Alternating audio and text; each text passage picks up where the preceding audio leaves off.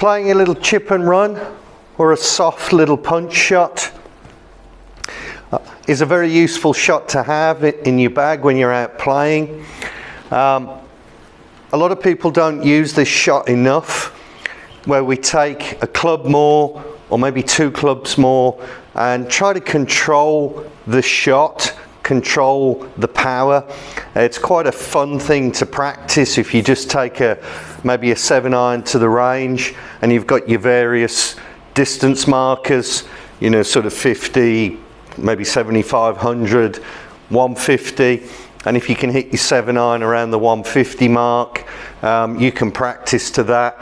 And then after, you know, 5 balls or maybe 10 balls, go to the 50-yard net or the 50-yard marker or the 50-yard basket, whatever's at the range, and see if you can hit that with the same club. Trying to learn how to control the distance you hit the ball with the same club. It's quite a bit of fun actually, rather than just standing there belting ball after ball. We've all done it, but it's really good sometimes to think, well, can I use this one club and control the distance? It gives you a lot more, it helps with your imagination when you see a shot, certainly from this sort of 100, 120, 80 yards. You know, if somebody said, well, I'm going to use my lob wedge, or well, I use my sand iron all the time, that's fine. But why not have a bit of fun seeing if you could do it with, you know, a 7-iron or maybe an 8-iron and trying to control that.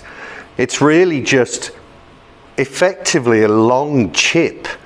It's really all it is. And when you play these shots, all we're really looking to do is play it as if you've got, say, a 20-yard chip shot, in which case you'd only make a small action, maybe a 7 o'clock to 5 o'clock swing, but then we make it maybe 8 o'clock, 4 o'clock, or we make it 9 o'clock, 3 o'clock, or even 10 o'clock, 2 o'clock.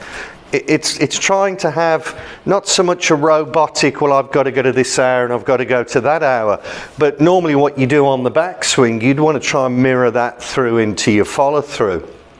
So for this shot, we would play the ball back in our stance.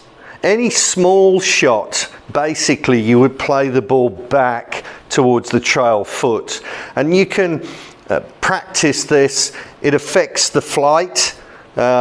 Further back the ball is, should mean the ball will fly lower.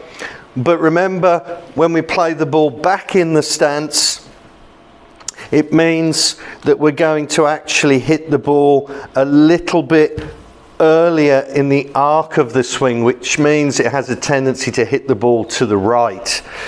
So just be wary of that. And also, when you play the ball back in the stance, I'll exaggerate it a little bit here.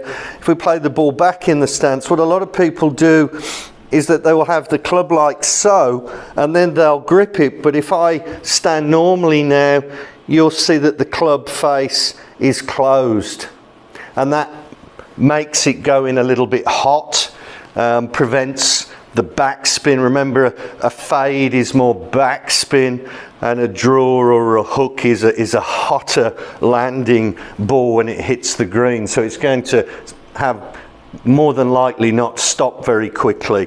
So remember to always make sure that you've gripped the club correctly as where the ball would be, and then put the club head behind the ball.